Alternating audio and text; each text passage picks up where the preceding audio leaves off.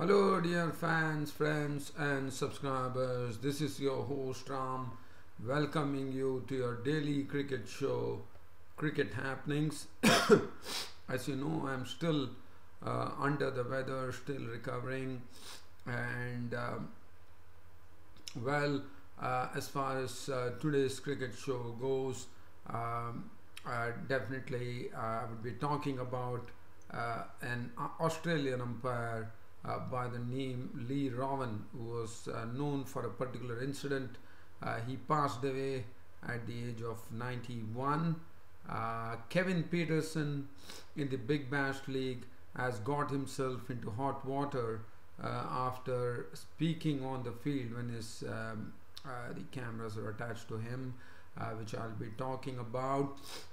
But the main thing would be the preview of the third one-day international, which is coming up between Sri Lanka and South Africa, which is a must-win game for Sri Lanka at the Wanderers at the Bull Ring in Johannesburg. So these are the something, and also ICC are slowly, as you know, they have been talking about the Test League, the One-Day League, like how all the other sports have been treated like soccer, basketball, soccer in main, soccer, hockey, or probably certain other games. So cricket is also looking into something like that, but nothing is concrete as yet. But ICC is seriously looking into it, as they have been talking about that they were going to bring a Test league. So only when it comes to fruition one would really know whether it has really nailed it. Talking about today's cricket show, yes, I would definitely like to talk about the former umpire Lee Rowan, who actually passed away.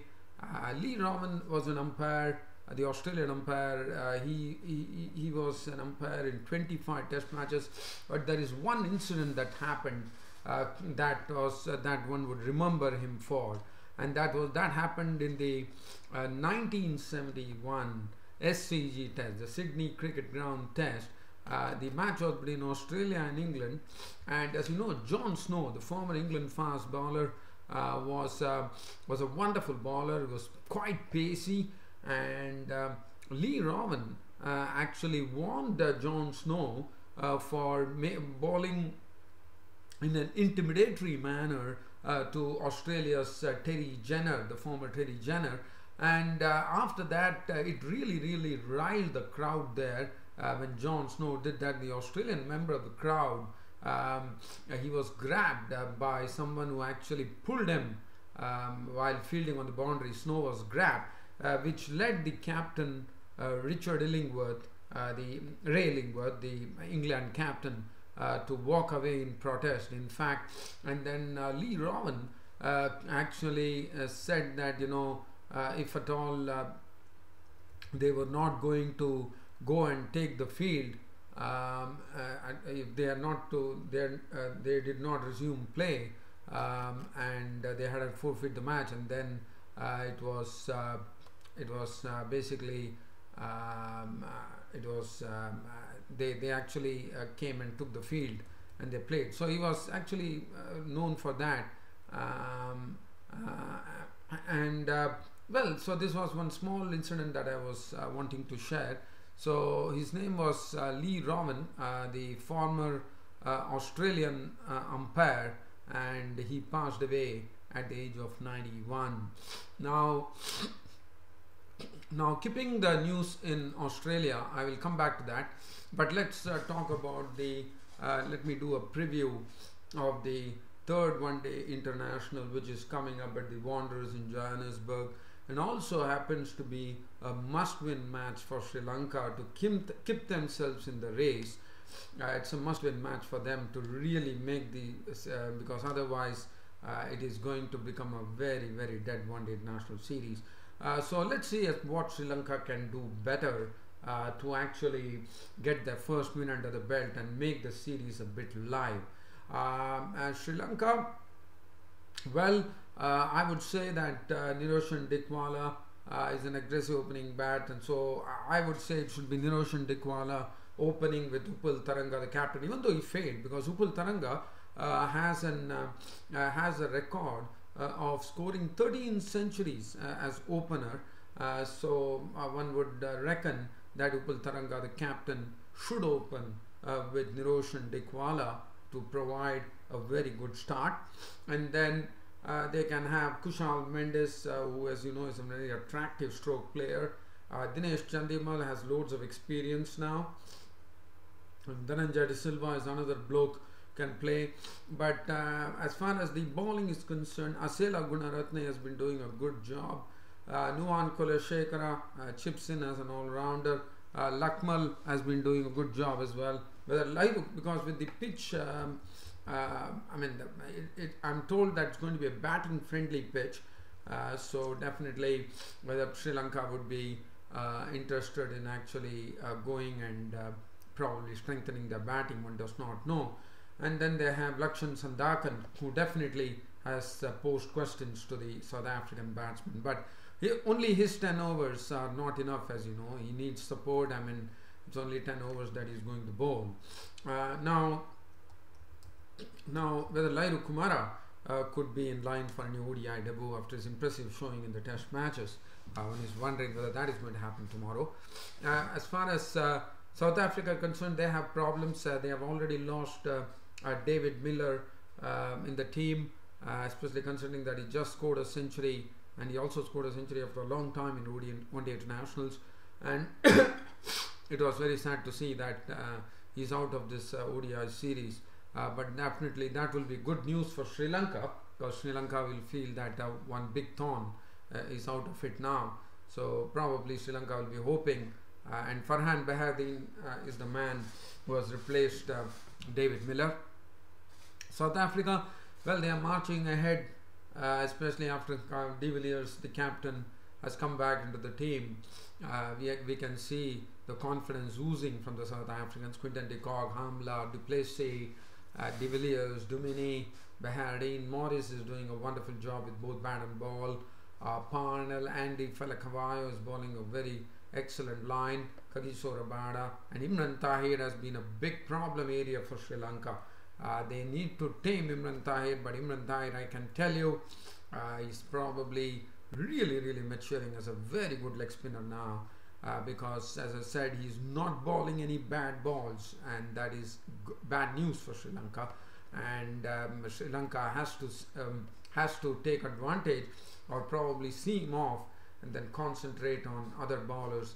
But that's going to be a real challenge for Sri Lanka. So Sri Lanka definitely have a big challenge in front of them in the third one-day international at the Wanderers in Johannesburg, which should be a must-win match. And if at all Sri Lanka lose this match, the series would be all gone, as South Africa would have wrapped up the ODI series with 2 more to come. Well, that is as far as the preview is concerned. Now, the next thing that I would like to talk about, as I said, keeping the news on ICC, as you know, they have been talking about the Test League, and now it seems ICC is seriously thinking about it to bring cricket also as a sort of league. I mean, sort of a league where you pick up points, then you qualify, and that is something that Australia is looking at it. Sorry, the ICC is looking at it right now, and probably that is something which is on the anvil now.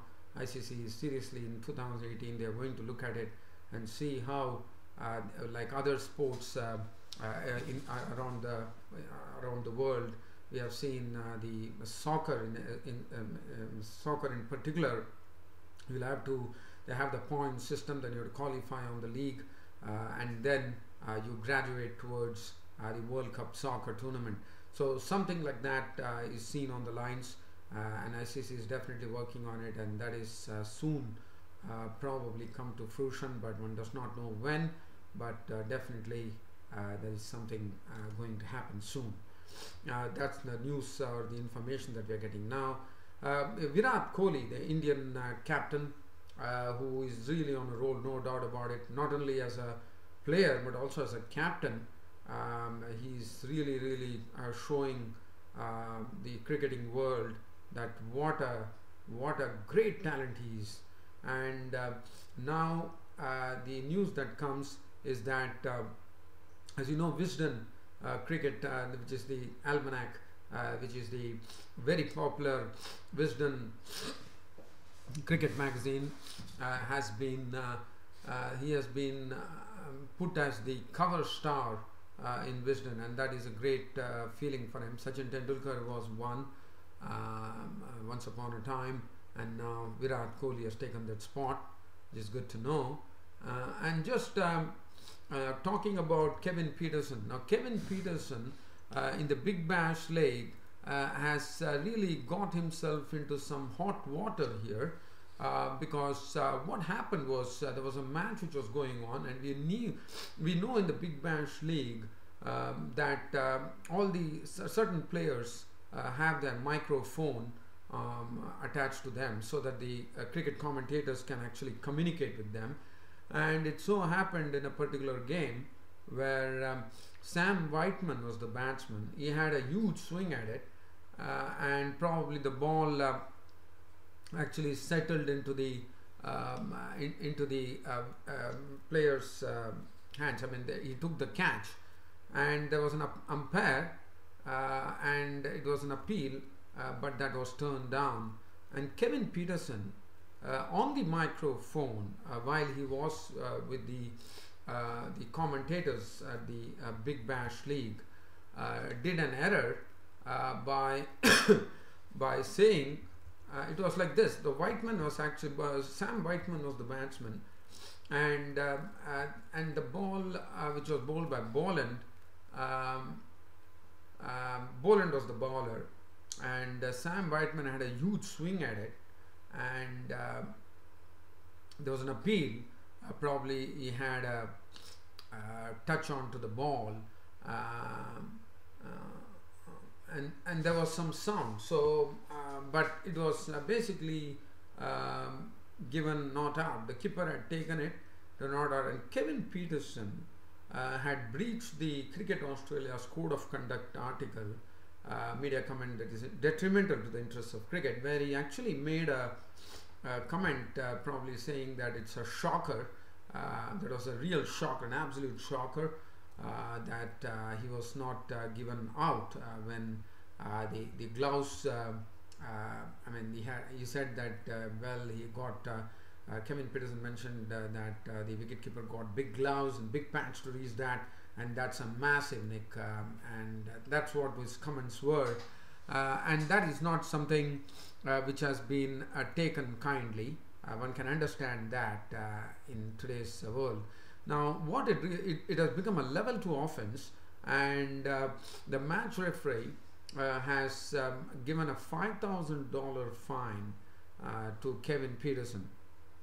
Now, what it really begs the question now, whether after looking at this incident, which probably is the first time that such an incident has happened. So, because by instinct, I think cricket players or anybody in the field tends to get into this, say something very, very openly and frankly, and I think whether now it really begs the question whether microphones should be allowed with the cricket players, so that the cricket commentators actually get in direct contact with them and talk about the game, because this is something which probably now they will be looking at seriously, because for no reason, probably if Kevin Pietersen, if that he had not been wired on the microphone, probably things would have just drifted, and he would have just gone into the pavilion, probably spoken to his colleagues. That was a shocker.